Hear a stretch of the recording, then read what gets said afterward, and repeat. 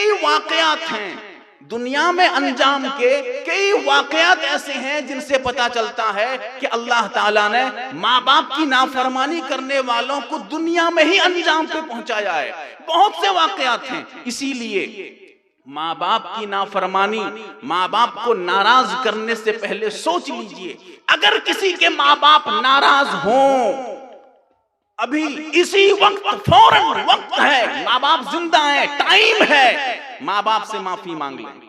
माफी मांगने में क्या शर्म की बात है? आदमी सोचता है माफी मांगूंगा, क्या बात है? अरे बड़े हैं, बड़ों से माफी गलती है तो माफी मांगने में डर क्या है? किस बात की डर है? आखिरत की डर नहीं है, अल्लाह के अजाब का डर नहीं है, आखिरत की पकड़ का डर नहीं है, तो फिर वो क्या डर है जो माफी मांगने को डर लगता है? माफी मांगने से शर्म महसूस होने लगती है। उस शर्म में तो डूब मरना चाहिए जब माँ बाप जिंदा हो और ये माँ बाप को नाराज करके अब भी चल रहा हो, फिर रहा हो और माँ बाप से माफी नहीं मांगता हो। इसीलिए माँ बाप की नाफरमानी और माँ बाप को नाराज करने से पहले सोचिए, अगर माँ बाप जिंदा हैं, माफी अब भी मांग लीजिए। माँ बाप गुजर गए हों, चले गए हों, माँ बाप को नाराज कर दिया हो, फिर माँ बाप दुनिया से चले गए हों, क्या करेगा? है तो नहीं। उलमा ने उसके लिए लिखा है कि ऐसी सूरत में माँ बाप की कब्र पे जाए, जियारत करे और माँ बाप से वहीं पर माफी मांगे, वहीं कब्र पे जाके माफी मांगता रहे, उनके लिए ईसाले सवाब करता रहे। ईसाले सवाब का जब भी मौका मिलता है, मैंने कहीं तफसील से बताया है, ईसाले सवाब को लोग तो क्या तरीके से बड़ा चढ़ा के कुछ भी करते रहते हैं ईसाले सवाब के नाम पे। ईसाले सवाब के नाम पे मदरसे के बच्चों को बुला के कुछ भी हंगामा करके ईसाले सवाब को सख्त से सख्त बनाया जाता है। ईसाले सवाब का इतना तर्जमा याद रहे, अरबी का तर्जमा, ईसाले सवाब, सवाब पहुंचाना, एक जगह से दूसरे जगह को ट्रांसफर करना, पहुंचाना, बस ईसाल कहते हैं पहुंचाने को। मेरे पास सवाब था, मैं कहता हूं कि या अल्लाह ये जो सवाब मुझे मिला है दादा तक पहुंचा दीजिए, बस हो गया, पहुंच गया। अब उसमें किसी को बुला के दुरूद पढ़ा के, सलाम पढ़ा के, हाथ उठा के, दुआ करा के, शिरनी तकसीम करके, एक दावत लगा के ईसाले सवाब। ईसाले सवाब इतना मुश्किल नहीं है। हाँ, दावती शक्ल में आपने गरीबों को बुलाया, खाना खिलाया, दिल में इरादा था कि या अल्लाह इसका सवाब फला मरहूम तक पहुंचा दे। तो बहरहाल अर्ज ये कर रहा था, माँ बाप अगर गुजर गए हों तो उनके लिए ईसाले सवाब करे। इस ईसाले सवाब का बड़ा फायदा होता है। जब मरहूम मर जाता है, दुनिया से चला जाता है, वहां पर आस पे रहता है, वहां वो इंतजार में रहता है, क्योंकि अब नेकियों का कोई फायदा नहीं है। दुनिया से जाने के बाद छोटे से बच्चे जो मदरसे में पढ़ते हैं, एक उस्ताद जो है कैसी तरबियत देते हैं उनको देखिए। उस्ताद उन्हें सिखाते हैं, कब्रिस्तान जाते हैं, किसी का जनाजा होता है, मदरसे के बच्चों को जमा करते हैं, कहते हैं बच्चों इधर आ जाओ, ये जो मैयत अभी कब्र पे लिटा हुआ है, सोया हुआ है, ये दोबारा आ सकता है? नहीं आ सकता। बच्चे कहते हैं नहीं उस्ताद जी ये तो आ ही नहीं सकता। आने की ख्वाहिश करता है न? जी जी, सोचता है कि या अल्लाह दोबारा मुझे दुनिया में भेज दे, सिर्फ तेरी इबादत करूंगा। या अल्लाह दुनिया में भेज दे, सिर्फ तेरी इबादत, सब छोड़ दूंगा, कुछ नहीं, कोई काम धंधा कुछ नहीं, सिर्फ अल्लाह अल्लाह करूंगा, तेरे नबी के तरीके पे चलूंगा। ख्वाहिश जाहिर करता है, जी करता है। क्या अल्लाह ताला छोड़ देते हैं? ना, छोड़ते नहीं उसको। आ सकता है? नहीं आ सकता। क्या करेंगे? ना चाहकर नहीं आ सकता, दुआ करके आ नहीं सकता, आने का रास्ता बंद, सिर्फ जाने का रास्ता खुला हुआ था। अब उस्ताद जी बच्चों को सिखाते हैं, यही सारी तो बातें बच्चों को सिखाना चाहिए।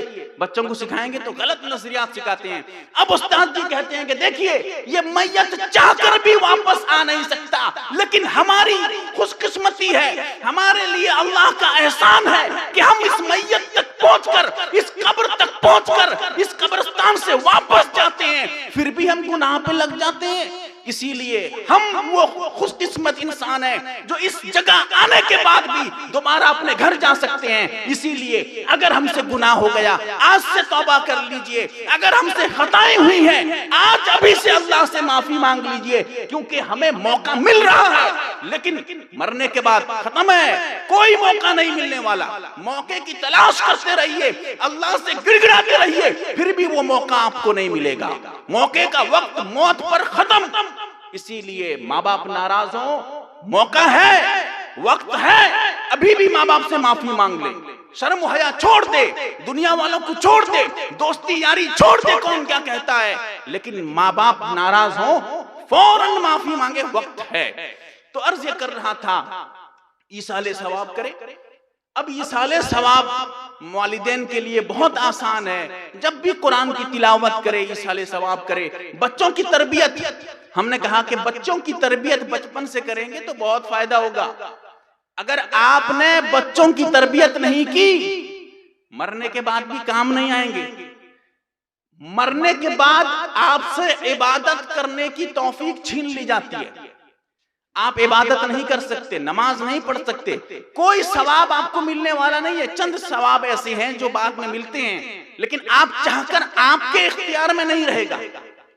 आपने मदरसे को पैसा दिया था, मस्जिद में पैसा लगाया था, आपके मरने के बाद भी मिलेगा। आपने बच्चे की तरबियत सही की थी, आपने बच्चे को कुरान सिखाया था, मरने के बाद वो आपके लिए कुरान पढ़ेगा। अगर आपने बच्चे को अंग्रेजी पढ़ाया था, कुरान छोड़ दिया था, अब तो अंग्रेजी पढ़ेगा, कुरान नहीं पढ़ेगा, आप वहां तकते रहेंगे। मेरा बच्चा, सबके बच्चे उसके बच्चा भेज देता है। वहां मरहूमीन आपस में मुलाकात करते हैं, वहां जैसे यहाँ है वैसे एक दुनिया उधर भी है, वहां आपस में मिलते हैं। तुम्हारा बेटा तुम्हारे लिए क्या भेजा था? हाँ, मेरा बच्चा मेरे लिए कुरान पढ़ के भेजा था। अब ये सोचता है कि काश मेरे बच्चे को भी मैं कुरान सिखा देता, मेरा बच्चा भी मेरे लिए कुरान पढ़ के बख्श देता, मुझे भी यहाँ मेरे दर्जात में बुलंदी हो जाती। और ईसाले सवाब का फायदा यही है, अगर कोई मरहूम जन्नती है, सवाब इधर से उसके पास पहुंचा, सवाब में इजाफा हुआ, उसके दर्जात बुलंद हो गए, उसका दर्जा बढ़ गया, ऊंचे दर्जे पे चला गया, ऊंचे लेवल पे चला गया। कोई आदमी गुनहगार था, अजाब में मुब्तला था, उसके बच्चे, उसके घर वाले ईसाले सवाब करते हैं, कुछ भेजते हैं तोहफे के तौर पे। क्या भेजेंगे? खाना पीना तो भेज सकेंगे नहीं, वही सवाब भेजेंगे। अब सवाब जब पहुंचा तो उसके गुनाह पे कुछ कमी महसूस हुई, गुनाह कुछ कम था, सवाब भी था, लेकिन गुनाह ज्यादा था, सवाब कम था। लेकिन अब सवाब जब इधर से पहुंचा तो सवाब ज्यादा भी हो गया अभी। अब उसी एतबार से अजाब में कमी होती रहेगी, अल्लाह के अजाब में जितनी कमी होती रहेगी इधर से हम भेजते रहेंगे। हो सकता है कि हमारा भेजना इतना काम आ जाए कि उसके गुनाह कम पड़ जाए और सवाब ज्यादा हो जाए, फिर वो अजाब से हटके अल्लाह की राहत पे आ जाए। तो इसीलिए बच्चों को तरबियत करेंगे तो मरने के बाद भी वो बच्चे काम आएंगे। बच्चों की तरबियत गाली दे के नहीं, आजकल होता है क्या, बच्चों को गाली देंगे। याद रखिएगा, हदीस में आता है, अबू दाऊद शरीफ की रिवायत है, 2 लोग ऐसे हैं जिनकी वजह से अल्लाह ताला रिज्क दे रहा है आपको। आप जो खा रहे हैं, पी रहे हैं, 2 लोगों की वजह से। अगर वो न होंगे तो समझिए कि रिज्क अल्लाह ताला छीन लेगा आपसे। इसीलिए 2 लोगों की कदर करिए। कौन वो 2 हैं? एक बच्चे हैं, अगर बच्चे नहीं होते तो अल्लाह ताला आपके रिज्क में कमी कर देगा। याद रखिएगा, मेरा अपना तजर्बा है, मेरा इनकम क्या था जब मेरा बच्चा नहीं था, लेकिन जब मेरा बच्चा हुआ इनकम में क्या इजाफा हुआ, खुद महसूस करता है आदमी, हर आदमी महसूस करता है कि बच्चे पैदा होने के बाद इनकम में क्या इजाफा होता है। वाकईतन अल्लाह के नबी का फरमान है कि 2 आदमी ऐसे हैं जिनकी वजह से आपको रिज्क मिल रहा है, एक है बच्चा, दूसरा है घर का बूढ़ा। इसलिए बूढ़े को उठा पटक मत करिए, बूढ़े को तू तू मत करिए, बूढ़े को कुछ उल्टा सीधा मत बोलिए। कब जिंदगी, कितनी दिन की जिंदगी है, गुजर जाए, फिर आप हाथ पे हाथ धरे रह जाएंगे कि मैंने उल्टा सीधा कह दिया, मौका भी नहीं मिला कि मैं उनसे माफी मांगू, दुनिया से चले गए, अब रोने से क्या होगा। तो इसीलिए 2 लोगों की वजह से आपको रिस्क मिल रहा है, एक है बच्चे, एक है बूढ़े। तो अर्ज कर रहा था, बच्चों को आजकल गाली देंगे, एक जरे पे कुछ भी हो जाएगा, एकदम कमीना बच्चा है। अरे कमीना, याद रखिएगा, जबान से बात निकलने से बहुत खतरनाक है। माँ बाप की जबान से कोई बात निकले तो बहुत खतरनाक है। वाकयात की किताबों में आता है, एक साहिब थे जो बड़े ओहदे पे थे, सरकारी ओहदे पे, उनके पास भी पैसा था। मैंने कहा कि पैसा आने से बहुत कम आदमी ऐसे होते हैं जो पैसा होने के बावजूद अपने आप को नीचा समझते हैं, वरना हर पैसा आने के बाद 90% लोग सोचते हैं कि बस हो गया यार, सब आ गया मेरे पास। अब जो है वो अपने वालिदैन के साथ बदसलूकी किया करते थे, मारा करते थे, माँ बाप को पीटा करते थे, लात से, हाथ पैर से मारा करते थे। उनकी माँ का बयान है, अखबार में भी ये वाकया छपा था, उसका वो नक्शा जो अखबार में छपा था मेरे पास किताबों की शक्ल में भी मौजूद है, हाल ही का वाकया था।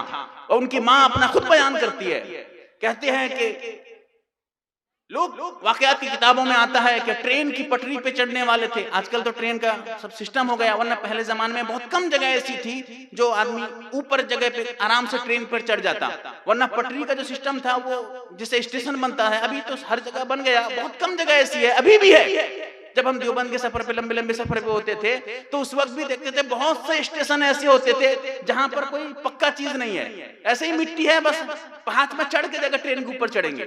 आज तो एक ठो पैर डालोगे ट्रेन के भीतर भाग जाओगे, कहना तो ऊंचा बना दिया ना ट्रेन का, जहां उस लेवल है उस लेवल का बना दिए हैं। लेकिन अभी भी बहुत सी जगह ऐसी है जो नीची है, 2-3 हाथ चढ़ के जाके ट्रेन में चढ़ोगे, ऊपर अंदर जाओगे। तो पहले जमाने में अक्सर होता था।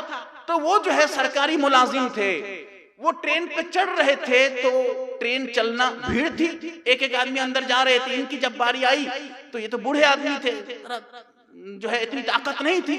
अब ट्रेन चलना शुरू हो गया था, इनका हाथ फिसल जाता है, नीचे गिर जाते हैं।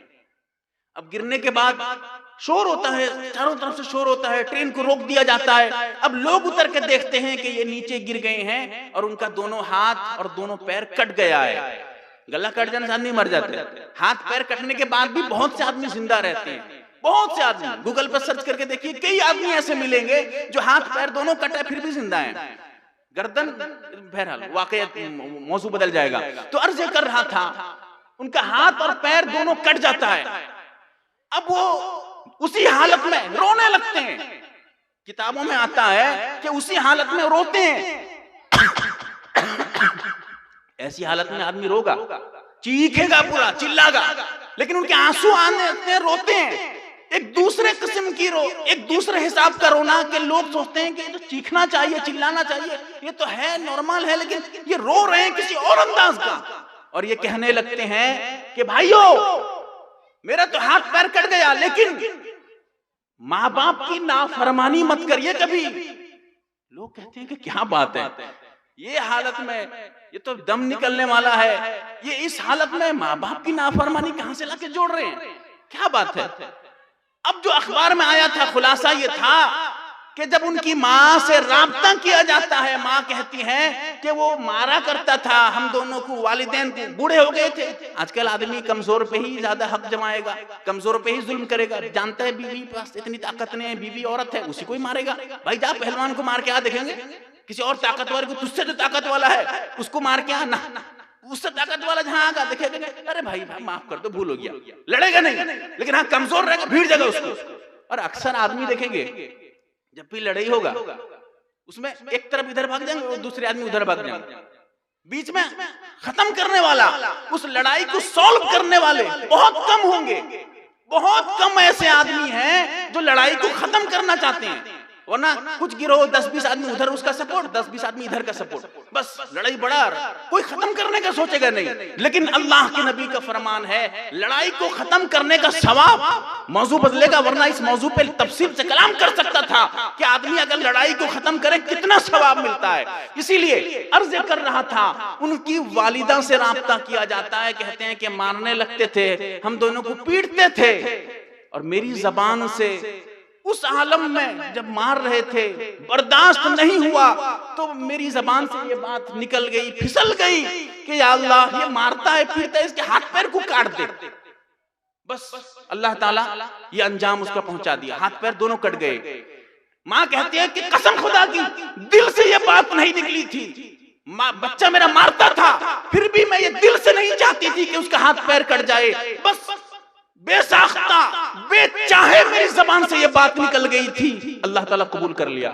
इसीलिए बच्चों को गाली देने से पहले बदतमीज या बेहुदा या कोई और जुमला, कमीना, बदमाश, सोच लीजिए ये आपने सही माने में नहीं कहा, लेकिन हो सकता है ये बात आपकी कबूल हो, वाकई में बच्चा आपका बदमाश हो जाए, वाकई में बच्चा आपका बदतमीज हो जाए। इसीलिए नाराजगी के आलम में भी बच्चों को दुआएं दीजिए, कुछ और जुमला कहिए, कोई दुआया कलिमात कहिए, बच्चों को समझाइए, गाली मत दीजिए। बहरहाल उस्ताद मोहतरम हाजिर हैं, अब जबान हिलाने की ताकत और जुर्रत नहीं है। अल्लाह से दुआ करें कि अल्लाह ताला समझने की तौफीक दे। व आखिरु दावाना अनिल हम्दुलिल्लाहि रब्बिल आलमीन।